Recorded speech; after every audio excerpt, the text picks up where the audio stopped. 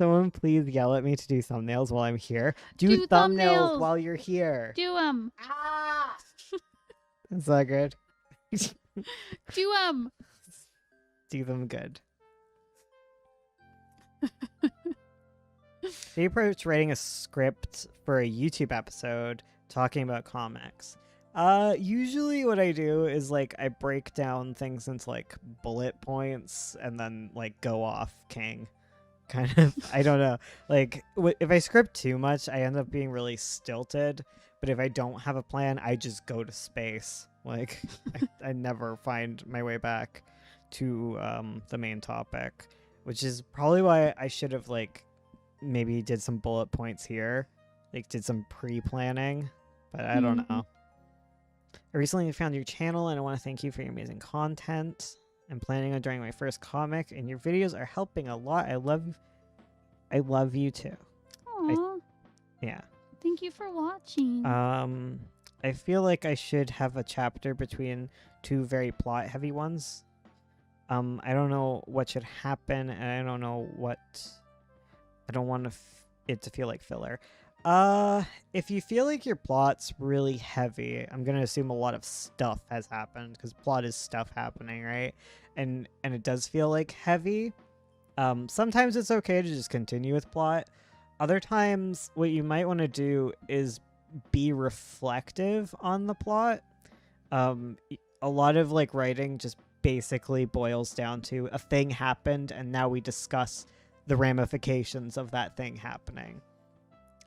So like that's kind of how you avoid it being filler, is to look back at what has happened and how that has affected things. Yeah, like just taking a breath to be like, wow, okay.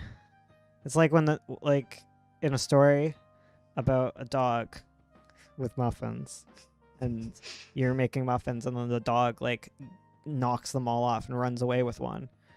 And like you can't fight him, and then you just take a pause and you look at like the disaster, that which was wrought, and you think to yourself, well, here we are. Like, what do I do now? Do I make new muffins? Do I chase him down? Do I go on my inevitable muffin quest? You know, that's where you think. Plot is pretty easy. Like making a good plot, that's hard, but plot in and of itself is just things happening. A lot of the time, people who struggle with plot just don't want things to happen, because things happening is honestly kind of scary.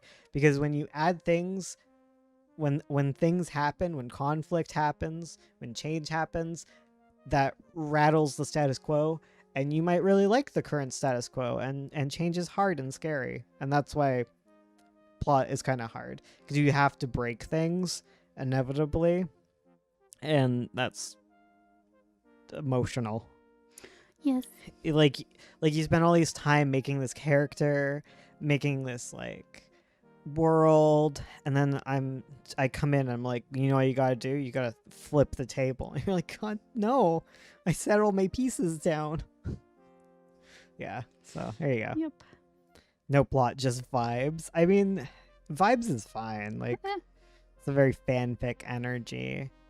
Or not even fanfic. Like, there's some types of media that is just vibing. And I think that's, like, valid as a medium.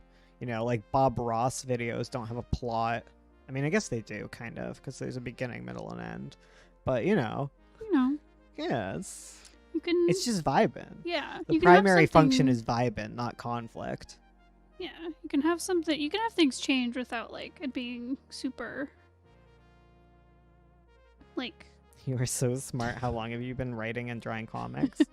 I've been drawing comics since I was 12 years old, and they all suck, and they continue to suck to this day.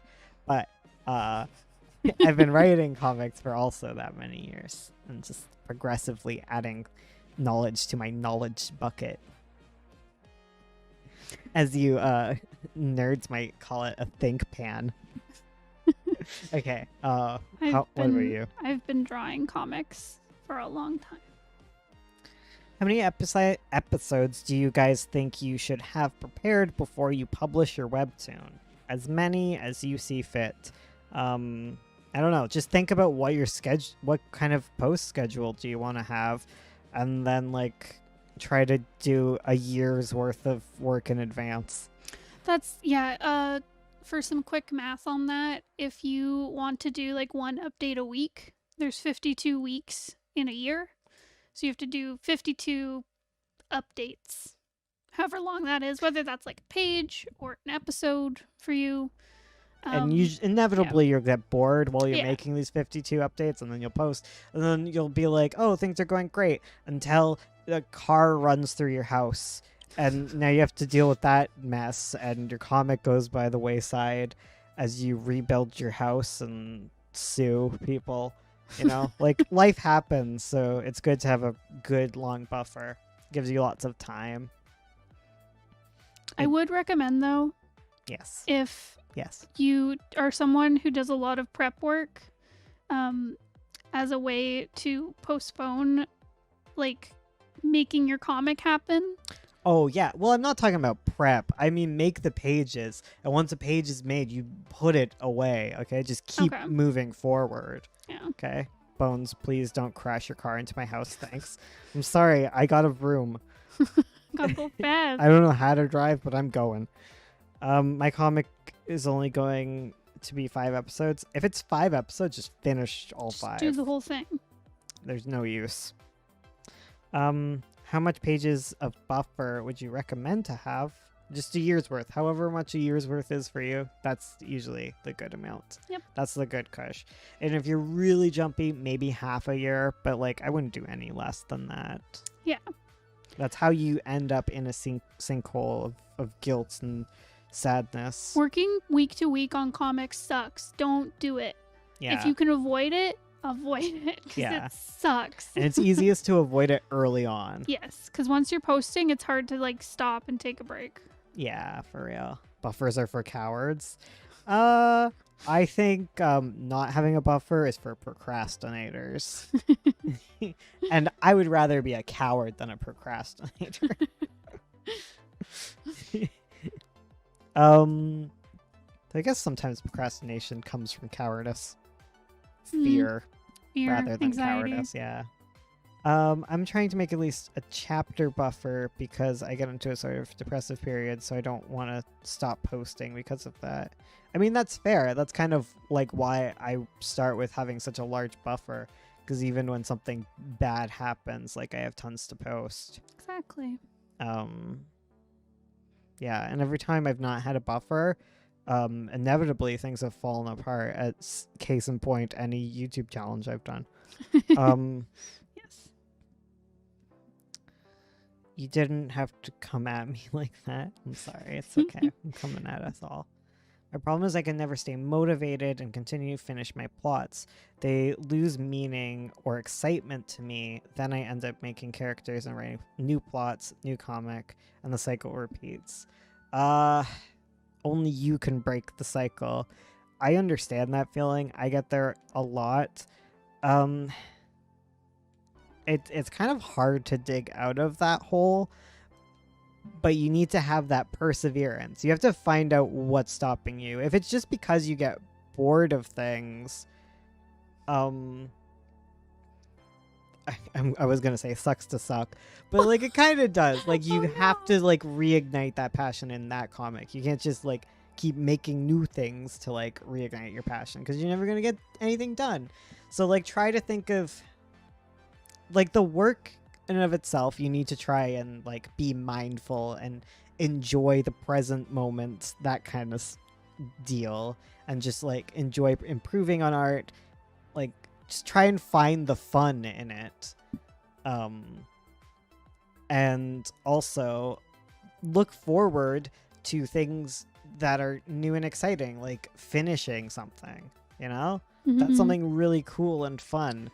And sometimes it takes work and doing like uncomfortable things that you aren't like super ecstatic for. I think it's a good idea to examine like what makes you like lose motivation, because I used to think like, oh, I get bored of things easily and just like move on to new ideas and stuff. But the truth is, like, for me, this is very like on brand for me, but I was like, it was anxiety that was getting in my way, because I'd look at a story I'd get so far in it, and then I'd be like, oh no, it's terrible. I better go work on something else. I'm bored with this one. Yeah. So yeah, so it might not be boredom. Boredom could be like a symptom of something else. But yeah, but you also do have to kind of stick your butt in the chair and stick with it, even when it's kind of boring. Where do you publish / print your colored comics / work? Color is difficult. There's no good print on demand options. We just use like local printers and such, and usually Kickstart, that kind of stuff. Yeah, Color is something else. it's expensive. You need a lot of copies for it to be like worth it monetarily. Mhm. But it's so pretty. It's very pretty. Pets colored comic. I'm good with coming up with plots and character dynamics, but having a coherent story out of them is hard. Ugh, mood. That probably has to do with mental health. Thanks, guide. Need to hear it. No problem. I usually stop because of like depression, I think. I don't know why I stop. I am in the same space as you. Like, I cannot finish Avo. Need to work on it. His head against it. Sometimes, like, I think something that can reignite your like for a thing is like rereading it. Yeah. You smell? You do too. I don't know what you smell like though. I've never actually smelled you. I had a moment of like, oh no, who do I have to go ban? Yeah, please ban them. The beginning of my comic is super edgy. After a while, it's going to be fluff, but I can't figure out the prologue. Wait, do you have to do... Okay, there's like this thing called the Ice Monster prologue, where say you have like a fantasy story that doesn't get Why in... is your... Okay, I have questions about this one. Well, Oh, let yeah, me- sorry, I know what you're saying. Okay, let me finish. So, so say you have like monsters in your story, but they don't show up until like halfway through. So you add a prologue with monsters in it to say like, hey, if you keep reading, you're gonna get back to these cool monsters. So does this mean you're gonna have to put in a fluff Ice Monster prologue to show that eventually we will get to the fluff? I'm just confused because like that works for like big things, but like signposting that it's gonna be fluffy and then going into edgy and returning to fluff is gonna be whiplash no matter like what you do. That's true. Jeez. I'm the writer. Consult me, not this Ursula Gary person. I've absorbed much writing knowledge. I can never figure out how to like actually write the story of certain scenes planned out and all my characters fleshed out, but I can't connect the scenes.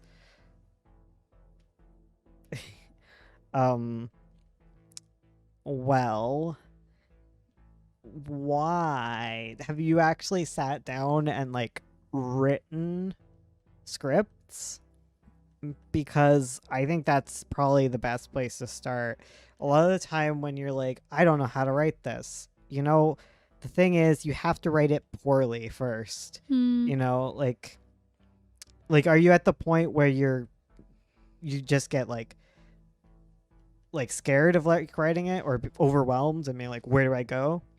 Like if you're at that point, just write terrible. Just write awful scripts. Yes. Okay, get them out of your system because like having an awful script is better than having none at all because at least you have something to like work at. That was like there was this article a friend showed me that was called like making awful tables. And it was a guy who like decided to make a table because he needed one. So and it was like a horrible table, but it worked. Like it could hold things. He used it as a coffee table even though it was ugly and awful. And then the next table he did, it was like a little bit better. And he was like, eventually he worked up to making these like really pretty like dining room tables with like glass tops and stuff like that. Yeah. And then it went on to say like this is a metaphor for writing as well. Yeah, you got to make the awful thing first. Make the awful tables. Yeah. I will buy all your horrible tables. Good. Any advices for replot a story? I decided to make a smaller and more personal story because it was the epic hyper long story. Cut characters, okay? Cut characters, combine them, just push them in together. If they serve the same role, cut scenes or settings. And as you do that, plot threads should also just kind of become loose and easy to remove. Like it's a lot easier to remove like story elements than it is to like pull a plot out. That's kind of how I squished lots of characters together when I rewrote the plot of my comics. Yeah, definitely squish them together. Try to keep a small cast. That's the best way. My prologue will basically just be Angel falls from heaven. Friend of his says he will get him back into heaven, and then we cut to 2,000 years later, so we can assume that didn't happen. That's good. It's fine. Okay, I'm seeing this a bit.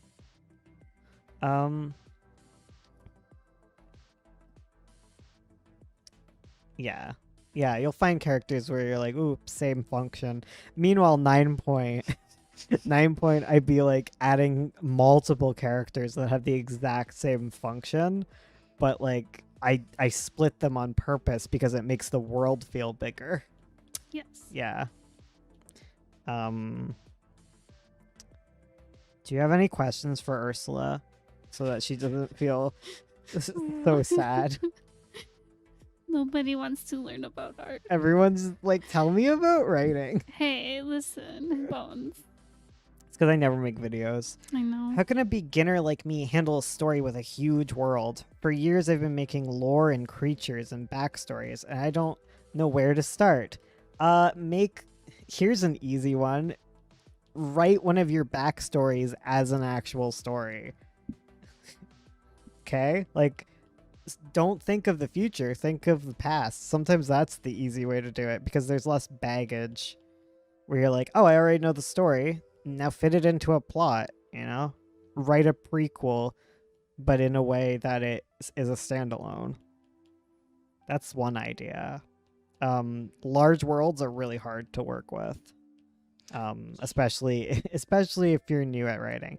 By all means, go ahead and write your epic story, but know that it's going to be terrible, okay?